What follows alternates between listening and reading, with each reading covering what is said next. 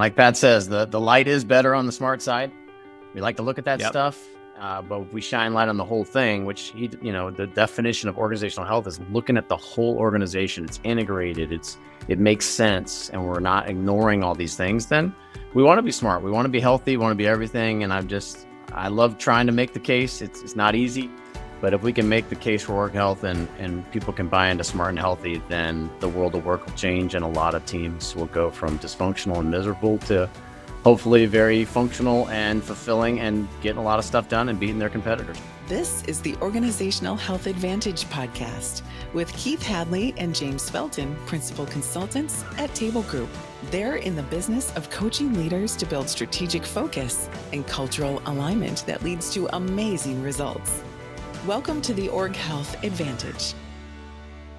Hey, all, welcome back to the Organizational Health Advantage. I am Keith Hadley, and I'm normally joined by my good buddy James Felton, co-host and friend, but he's not with us today. Instead, I have another really close friend, longtime colleague, one of the OG amazing principal consultants at Table Group, Gordon Blocker. How's that for an intro?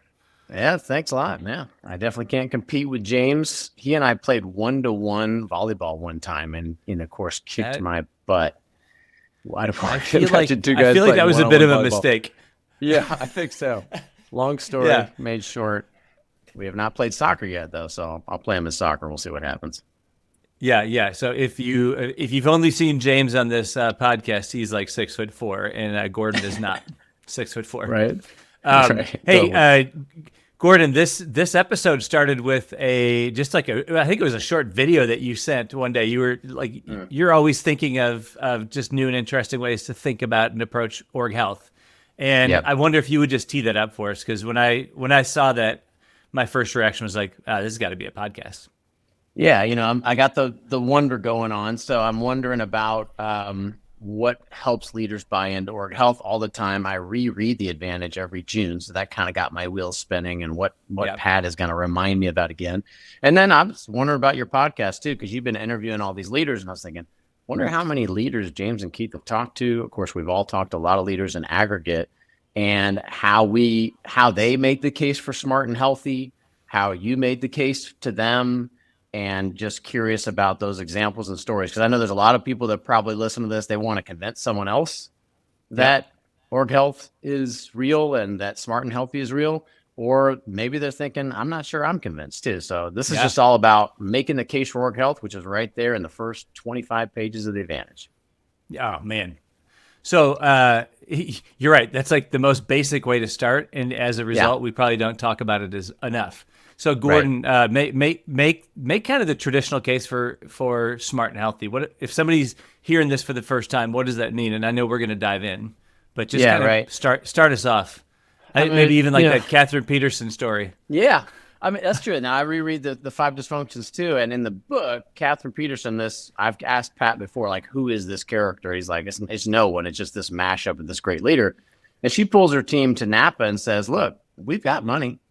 We got great technology. We got a really smart board of directors. Why are we getting our butt kicked in the market? And it's not because of our marketing or our technology. It's because we're dysfunctional." Now, Pat would say, because we have politics, we have confusion. There's the low morale, low productivity, maybe some turnover, whatever it is. And she's like, and we have to go have this conversation. And she's convinced. And of course, the team is not. And they're wondering, like, can we leave this offsite to go do some smart stuff? Yeah. Gordon, I'm gonna steal your line because it's so good. I've been using it ever since. But when we were talking about this, you said, I wonder if leaders really buy in, if they really buy into the problems that are associated with confusion in politics. Right. Yeah. And I was like, I don't think they do. I don't. We talk about them really quick, almost flippantly. We say, hey, politics is it's a meeting before the meeting. It's a meeting after the meeting. It's changing what you're going to say based on who's in the room. But that's a description of politics if you can videotape it. But we don't really talk about the problems associated with politics. Right, exactly. And here's another thing I realized. When a leader's really bought in and convinced, I could be the worst consultant in the world. It's gonna come together. And by contrast, when a leader's really not bought in, I could be the best consultant in the world. It's not going to happen. And, Pat likes to go fast. I like to go fast too, but not to just skip over things, but to get to things. And I think we want to get to the heart of like, what is the problem that organizational health is solving? And if we're not clear on that, then we're going to start throwing all kinds of solutions. And then maybe the team and the leader is not even going to change. Yeah. Yeah. Okay. So this is one of my favorite kind of formats for a show. I always refer to it as Goofus and Gallant, which, I'm dating myself with my gray beard, but when I was a kid, you'd go to the doctor's office and there was always Highlights magazine on the table. And I would always open it and try to find Goofus and Gallant, which is like, you make a simple T diagram that's like, hey, stuff on the left, and the stuff on the right is better. So Goofus does it this way, Gallant does it this way. So if we were to look at, the smart side versus the healthy side, we kind of want to go back and forth. Right. Well, so maybe let's not assume too much. When we talk about the smart side, we're talking about the smart side of running a business. It's essential. It's having good product, good operations, good technology, good finance, good strategy, et cetera. That's the smart side. It's what everybody has on their LinkedIn profile. It's what our job titles say about us. The problem is that's only half the equation, and the other half is the healthy side. Healthy companies have minimal confusion, minimal politics. As a result of that, they have higher levels of morale, higher levels of productivity, lower levels of turnover with their A players. That's kind of our standard spiel around smart and healthy. But let's go deeper. Yeah. Pat says that's the stuff we can measure quantitatively, and that's good. Yep. Let's measure all that quantitatively. Then there's these other things that we know exist, but we can't measure quantitatively. So we make the argument that we're still more comfortable on the left. And I think that's the first thing we got to provoke leaders. Isn't it more comfortable to talk about this stuff we can measure when there's this other stuff that we know is real? But how do you measure politics and confusion? You can't measure quantitatively, but it doesn't mean it's not real. Yeah, that's good. So Gordon, you wrote this little article with the left side, right side. Let's start unpacking that, because I think there's a lot of good nuggets in there. Yeah, Pat has a classic way of just putting that flip chart up in the advantage. And I just put up smart and healthy and just thought, how many other things and relationships are there between those things? And here's a few things I came up with. I said, the stuff on the left, the smart stuff, is the stuff that's often on a leader's job description. The stuff on the right is a leader's responsibility, but it's rarely, if ever, on their job description. So I'm curious, when you see leaders reckon with that and say, wait a minute, so you're saying, Keith, it's my job to address the politics? And you're like, yeah, I know that's not on your job description, but it is actually your job. How do leaders react to you when you hold that mirror up to them? Oh man. Yeah, you're absolutely right. Like, I'm here to devise strategy. I'm here to cast a vision. I'm here to grow the organization. And it's like, right. But you're also here to be really clear. Like you're allowing confusion to reign because you often end a conversation and you don't just bottom line so here's where we landed. We see leaders all the time that they end a hard conversation with like, well, let's just take this offline. And they allow confusion to persist. Or they say it once and they don't over communicate it. And so the clarity they had in the moment 2-3 weeks later begins to evaporate and the edges get blurry. And another one we see, which is on the healthy side, is we see leaders struggle all the time with being the decision maker. And we get into like the temptations that a leader has to be popular. It's really hard to make a decision that we know people are going to be disappointed with this decision, or some people are going to be disappointed. Some people are going to disagree with me. Some people might not like me as a result of this decision. But you know what? Even though it doesn't say it explicitly, it's on my job description to be the decider. I tell the story all the time about my father, and he was a high school principal. And one of the things that he said is the hard part about being a principal of the high school is the only decisions I get to make are the impossible ones. All the easy decisions get somewhere else. But nowhere on a leader's job description does it say, bullet point number 8, make impossible decisions. Right. Yeah, right. Exactly. Disappoint people I know. I mean, it's funny if you think about it. We work with really smart people. Like their Yeah. intelligence is so evident. They have these amazing degrees, experience, and yet smart people do dumb things. Right. And so it's like, okay, I'm wondering why. You put up all the smarts on the left. It's like, wow, look at all those smarts we have. And the right side, the healthy stuff, is why smart people do dumb things. Right. What's one of the dumbest things you've seen a leader or team do, like a bunch of smart people, and you just watched them walk into it? Oh man, there's so many good examples of really dumb things, and what I like are some of the subtle examples. Yeah. Leaders that they just decide to talk about really hard things in one-on-one conversations rather than as a team. Mm-hmm. And so everybody has a slightly different version of the rationale behind a decision or the reasons for a decision. Right. Another very, very common dumb thing is holding on to a person that has proven over and over and over again they're not a good fit on the team. They're not easy to work with. They're not humble. They're not hungry. They don't have the emotional intelligence. They're in it for themselves. They can't adopt a team one mindset. And we hold on to them because of some reason that in retrospect is not a good reason. It's like, we can't get rid of this CFO because we're in the process of going public, and that would signal something bad to the marketplace. And you're like, oh yeah, okay, that's a tough situation. But Right. but what are you saying? Is that we're gonna wait until we're closer to the IPO, or we'll wait until just after the IPO? Like, or are you just gonna go through this very, very difficult process with arguably, the worst member of your team being in the key position? But Right. oh no, we can't do that now. We can't do that now. Yeah. Right. Right. It's amazing. And it's sad too. And we don't need to be spectators. We need to be partners that jump in there and say, hey, time out. It's not evident on your P&L why you're really losing money or why you're failing.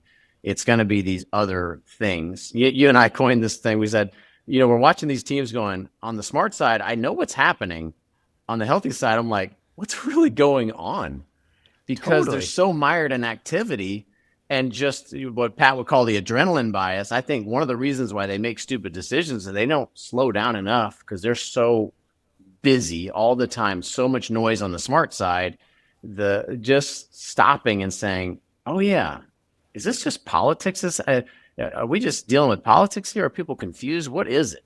How many times have you and I been in a room with someone playing politics saying, well, I'm really confused about this and I'm really confused about that. I'm like, no, I don't think you're confused. I think you just disagree and you've got another way. And the last thing you're doing is putting your cards on the table. I mean, you and I have worked with a lot of leaders that are playing politics, sadly, but we got to call it out. It's not evident, or they're not going to put their cards on the table. Otherwise they wouldn't be skillful politicians. Right. Totally. I think that's so. The smart side is where we call those the decision science. And on the healthy side is why we end up making really bad decisions. It's not because we don't know the answer. It's not because we don't have the data. It's not like it was a sneak attack from our competitors we didn't see coming. It was the healthy side that prevented us from talking about the thing we needed to talk about, or we lacked the courage to make the tough call. So that's a healthy side issue. And I'm glad you mentioned the competitors piece, because one thing I realized after a few readings of the advantages, it's really short for the competitive advantage. So Pat makes the argument, and this is true in many industries, it's become the intelligence, knowledge, expertise all become ubiquitous. The playing field is very level. And the reality is competitors are looking on the left side going, hey, we're smarter. We have better sales. We have better product. We have better this. We have better that. We have better technology. It's like, yeah, we're all saying, no, you don't. No, you don't. So I like just provoking a team and saying, what is your competitive advantage? Look on the left side. Tell me what you have as an edge against your competitors. And it's a hard conversation. And I think what the advantage would say is we can have that edge if we're the team that is willing to deal with our internal politics and confusion. And the reality is the smart side does not make us healthier. It's okay. We still need to be smart. But that healthier side, addressing those things, will make us smarter. Like what Right. what do we mean by that when we say you're going to get smarter? Like, is the IQ going to go up? Is the team going to do something? How does that, how do you explain that to a leader that you're going to get smarter? Yeah, the smart side is all the skills and data and expertise that we have in our systems and in the room. The healthy side is what allows us to get access to all of that really quickly so that we can make a better decision faster. That's a function of health. That's having minimal confusion, minimal politics, right? If there's politics on the team, then we have an erosion of trust. We have fear, we have insecurity, we have a defensiveness, and all of that prevents us from saying the thing that needs to be said. And so, right, yeah, like decision science is the smart side, but the ability to make a good decision faster, that's on the healthy side. Yeah. And, the antidote to politics, of course, is trust. We look at our team assessment. I usually just point at the first few behaviors, like ask for help. Oh, there you go. Yep. Admit a mistake. Yep. Admit a weakness. These are not easy things for really high-powered, smart professionals to do. And yet, as Pat would say, it's free. It just costs you your time and your pride sometimes. Right. One of the ones you put on that article was on the smart side is what we put on the agenda. Right. And yeah, we've seen some really good agendas. Like it's a strong list of topics. Right. Hey, we're going to do an offsite, and in this offsite, we're going to do a competitive analysis. We're going to do a talent review. We're going to do a budget, deep dive. You're like, yeah, those are great topics. We should totally do that. The healthy side is what we really need to be talking about, or it's what prevents us from actually having the breakthrough on the topics that are on the smart side. Right. I mean, teams push back on us with the tactical meeting on the quote unquote real-time agenda. And I say, okay, fine. Let's just do the meeting. Send me the agenda. And then we do the meeting and I say, okay, you want to see how you actually spent your time?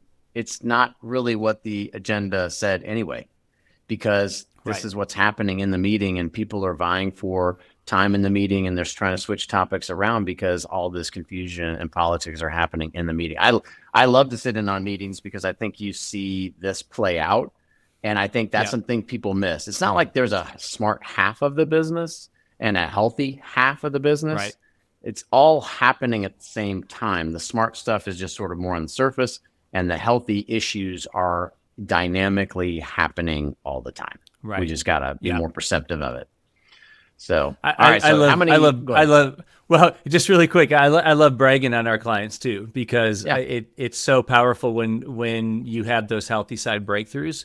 James and I were just with the client, and the topic was growth, and the way they talk about growth is by bookings, like how many projects have they booked, and they're waiting to be done. And so we thought, hey, this is probably like a 15-minute topic. Like, let's just agree on the necessity to grow and how we're going to grow. 90 minutes later, we had achieved a breakthrough with the team because they got to the heart of the issue. And the heart of the issue was the lack of collaboration between ops and sales. And that it was 100% on the healthy side. And so what's on the agenda is growth. The healthy conversation is, why are the two critical sides of our growth equation? Why are they not collaborating the way they need to collaborate? And you already know the answer without being in the room. It got down to trust. It got down to clarity. It got down into like being clear about roles and responsibilities. But beyond being clear about roles and responsibilities, how do we boost trust so that people look across the aisle and trust each other and have empathy for each other and actually look at how they can serve one another, all in service of growth? And so those are powerful moments when they come. But what allowed that to happen was both leaders just being super honest and trusting each other and being vulnerable and saying like, this is up to us to fix this. And I'm glad we talked about it. So it's incredibly powerful when we honor the role that the healthy side is having in impacting the smart side. Yeah, right. All right, let me bring this home. How many leaders have you interviewed so far on your podcast? I think 22, give or take. Plus, 10 years doing this work. All right, so I want you to aggregate all that, channel all that. Give me a profile of a leader that you know is totally bought in, whether they saw Smart and Healthy, whether they read the book 3 times, but you can just tell. How can you tell they're bought in to Smart and Healthy and org health? Yep. I'll go back to something that Pat talked about a while ago that has really stuck with me.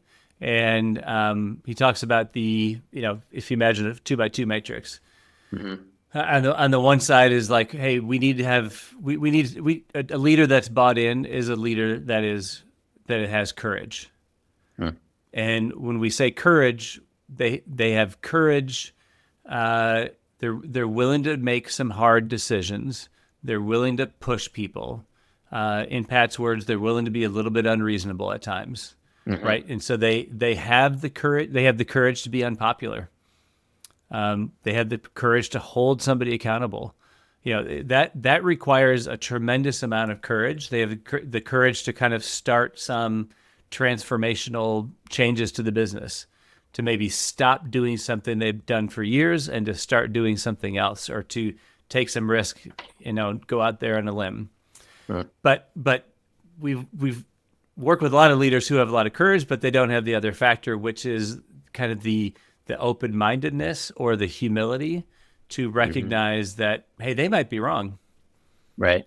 And so if I'm open-minded, that means like, hey, push back on me. I think I know the answer, but I don't know that I know the answer. And so I'd like to hear from you. What do you think is the answer? And then let's talk about it. I have the courage to make the decision, but I have the humility to know that I'm capable of making really, really bad decisions. And so therefore I need people around me. So I think those two things really play a strong part in kind of that leadership. If they're buying into org health, it's like, they're humble enough to know they need it. They're courageous enough to make some bold decisions. Maybe round it out with the third factor is that they buy into the notion that a business has a bigger purpose than just making money. Yeah, right. A business exists to solve a problem in the world, and it's a valuable problem to solve, and therefore people will value it, and that you could measure that in dollars and cents. But that a business or an organization exists to do something purposeful and meaningful. Yeah. It doesn't have to be saving the world. It doesn't have to be curing cancer. It can be something throttled down from that on the meaning scale. But it's like it should be something that's meaningful. And could be, hey, selling lemonade on the corner to drivers who are driving by who are hot and thirsty, and that's a good problem to solve, and therefore I'll slow down and pay $1 for a cup of lemonade. Like that's a good problem to solve. Yeah, right. The story from my side, I just thought, I was like, who would I think of? And there's a leader named Mark, and Mark, you are. Shout out to Mark. I tried to fire myself after 18 months with his team. I was like, I just don't think we're making progress. I don't think I'm helping. Half the team's not really bought in. And he basically just said, hell no, I'm not letting you do that. We're not done. And would not let me fire myself. I was like, I was really convicted. I was like, I gave up on you and you didn't give up on this process. And I knew he was bought in because he's like, no, sorry. So shout out to a leader who will make a hard decision and just not give up until we've measured it and we've done it. How about how can you tell someone's not bought in? And you may think they're bought in, or other people think they're bought in, but how can you tell subtly, like, I don't think they're really bought in fully? Yeah, I think to not be bought in is to not buy into the problems that are associated with confusion and the problems that are associated with politics. And so they see that side of it as something soft and touchy-feely, something that we can get through quickly. I've had leaders say, like, hey, like in our next offsite, let's not spend any more time on that kind of touchy-feely theoretical stuff. And it's like, oh, okay, time out. This is not going to go well because you're gonna minimize the impact of politics on your team, which are things like fear, people just being afraid to speak up, afraid of the reaction of the leader, or afraid of the reaction of somebody else, or pride. They don't think that, frankly, they should have to speak up. They don't. They don't believe that others have the right to hold them accountable. We were in a room together once when a leader of a company has literally banged his fist on the table and said, "You don't have the right." He was talking to his peers. the other members of the executive team said, you don't have the right to hold me accountable until you've run a world-class operation like I have. And we're like, okay, like talk about fear that has that instills in the rest of the team. So I think if a leader doesn't really buy into the problem that a lack of trust or politics can have on a team, they are going to want to hurry up and just get to the smart side topics. Like, hey, we've got a day together. We have 10 topics to get through. We can do that, right? 45 minutes per topic. Let's just rifle through them as if that was the only problem facing the business, was that we just didn't have answers.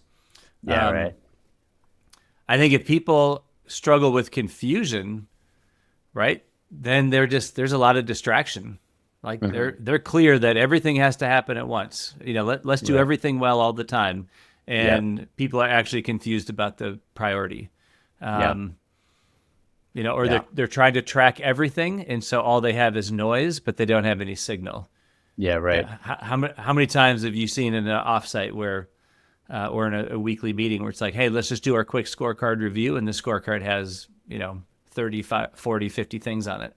Yeah, right. It's just all noise. Yeah, how are you spotting the meaningful thing here? Like we've reviewed everything, but we're not clear about what we're actually supposed to be working on next. Yeah, right. And a story comes to mind for me, and I got to give a shout out to our friend Bob Burnatz. He and I worked with a client together. We went to the dinner. The client was great. We're talking. Everything's great. 90-minute dinner, blah, blah, blah. Night before the offsite. We get in the car, and Bob goes, "Did you notice that?" And I was like, "Notice what?" He goes, "They didn't ask us one question." I was like, oh. And a lack of curiosity on the part of a leader asking us questions like, "Keith, how do we do this? And what's going on here?" As opposed to just telling us stuff and telling us great things about things and talking and talking and talking. It's like, what questions do you have? And when there's no curiosity, it's like, that's not a good sign. There's a lot of talking, not a lot of asking questions and asking hard questions. So last question for you. Okay, so you got... Well, and probably that's coming from a place of like, I already have all the answers.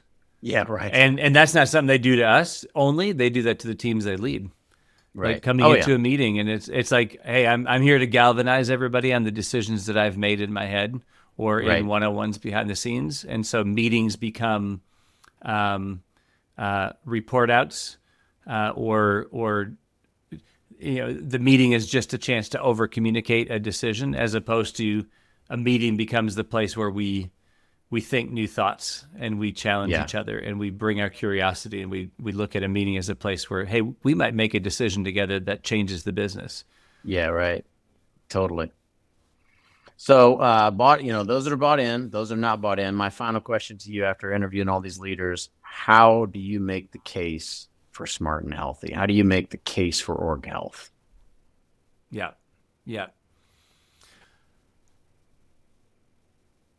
Long pause. I'm trying to. We all need to be better at it. Here's how I make the case: is I'll sometimes ask a leader, "Hey, so what's your strategy?" Okay. Yeah. First question, just what's your strategy? And sometimes there's a little bit of a back and forth, like, well, what do you mean by the strategy? Say no, like how. What are your goals? Are you trying to grow? Are you trying to double, triple? Are you trying to get bought? Like, what's your aim? But what's your plan to get there? How do you differentiate from your competitors? Why do your customers choose you? What do your customers love about you? What do your competitors hate about you? But, it's like, what is your strategy right now as you look forward for the next 1 to 2 years? Get them to verbalize that. Right. And then I'll ask them, like, how confident are you right now in the team around you that this team will be able to get you there? Right. And that often is where you get a bit of a longer pause. Yeah. And they'll say things like, well, now I've got some concerns. I'm not sure my head of marketing is up for the challenge. Our go-to-market strategy is just not as clear. Like, this collaboration between ops and sales and marketing is not clear. And so when you ask them about their level of confidence in the team and in the capabilities, that's where you start to get the rub. And the things that erodes their confidence that we'll be able to achieve these goals, it's probably some version of politics or confusion. Yeah. Right. That's good. A right? couple of quick stories coming to mind for me. Again, some shout outs to other people who have been mentor to me. Rick Van Arnhem, he always just used the from to. It's the simplest paradigm. Just tell me where you're at right now. Tell me where you want to go. What's the brute Yep. facts of reality today? What do you want for your business? And then you're looking at that. Well, that's a big gap between where you are today and where you want to be. How are we going to get there? And that brings attention. I'll also ask leaders, when and where were you when you decided to change? I had a great leader I worked with. He described the date and place he was when he read the 5 dysfunctions of a team. He's like, I was in the airport. I read this. I put the date on it. And I decided things have got to change. And it's just great when a leader can mark that moment. It doesn't matter how it happened. But if a leader doesn't have that moment, I think for them, they need it. They need the opportunity to go, why am I changing? Like, what's the point of this? But then there's also leaders who don't buy in and they skip past it. And here's one way I got into the door. There was a leader who denied politics from his number 2, and the number 2 is playing big time politics and really skillfully, and sent this email to the leader. And the leader said, "Did you get this email? And what's going on, Gordon?" I said, "Tom, let's just pull everybody into the conference room right now and read that email out loud to the entire team." And he's like, "What?" I was like, let's just shine some light on this politics. And he read that email, and all of a sudden, so like, you said what? I thought we did this. What's going on? And all of a sudden, he's like, I finally saw the politics because we just had to shine a light on it. And it was all happening in all these other conversations.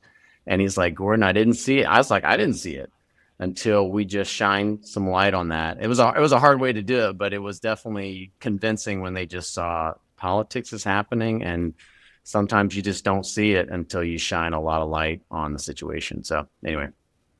I remember working with a client once. It was a client that you and James and I collaborated together on. And they had a new member of the team come on board, a new CFO. Yep. And the CFO he was a very accomplished guy, very smart side guy. But he right away wanted to set up one-on-one time with the CEO because he needed to have a forum to talk to the CEO, to lobby him, to be able to kind of massage and manage decisions before it got to the rest of the team. And we had a real heart-to-heart and just said, hey, that might be the way it worked in your last company, but like that's not the way it works on this team. And it wasn't until the CEO himself had to sort of put shine a light on that, as you put it. And he said, I didn't realize that's what he was doing. I thought it was just good to have one-on-ones every now and then. It's like, yes, for developmental purposes, or to do a deep dive into a financial topic that really only required the CEO and the CFO, but not as a pre-planned weekly consistent back channel that was afforded one person on the team and not the others. And man, that one story alerted me to seeing it over and over and over again on other teams, where one person on the team or the CEO wants a one-on-one with everybody in the team because they think that's the right thing to do. But what they're really doing is they're creating politics by setting up back channels for things to get done one-on-one that really should be done in front of the whole team. Yeah, totally. Yeah, like Pat says, the light is better on the smart side. We like to look at that stuff, but if we shine light on the whole thing, which the definition of organizational health is looking at the whole organization. It's integrated. It makes sense, and we're not ignoring all these things. Then we want to be smart. We want to be healthy. We want to be everything. And I love trying to make the case. It's not easy, but if we can make the case for org health and people can buy into smart and healthy, then the world of work will change, and a lot of teams will go from dysfunctional and miserable to hopefully very functional and fulfilling and getting a lot of stuff done and beating their competitors. That's what we're all about. Yeah. All right. Well, that was a deep dive on smart and healthy. When we tee it up in offsites, we tee it up for 5 minutes, and I'm glad that we have this opportunity to kind of dig deeper into it. But I Gordon, I want to thank you for bringing this to the surface. I think that's going to be my new leading question is, have we really bought in to the problems that are associated with confusion?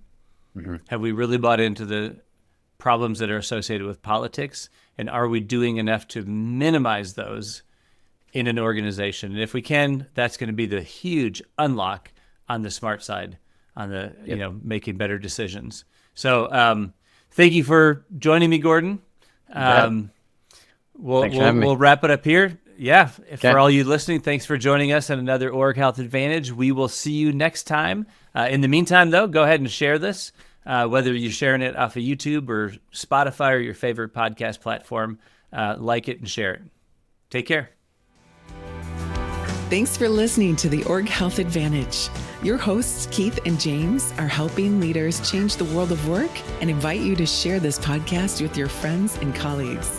For more resources on building stronger teams and organizational health, check out tablegroup.com.